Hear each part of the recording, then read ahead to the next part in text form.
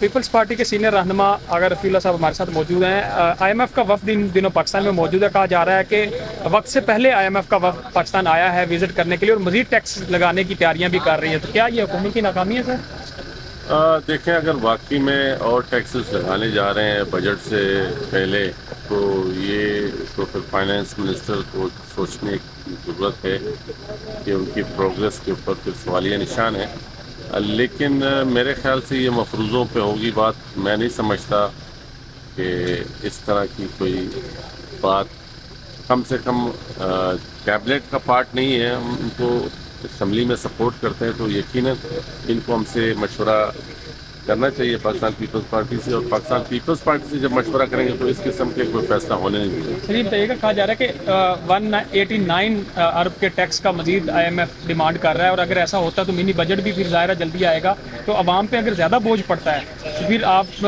کچھ حکومت کے اتحادیوں میں سے چیزوں کے ساتھ ہوتے ہیں، اس میں کیا کریں گے؟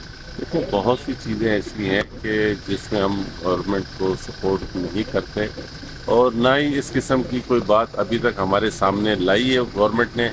یہ میڈیا کے تھرو آپ دوستوں سے سن رہے ہیں، ایسی کوئی بات نہیں۔ اگر ہے تو اتنے نان سیریس اگر ہیں تو اس کا مقصد تو یہ ہے کہ پھر وہ ہماری طرف سے نہ ہی سمجھے۔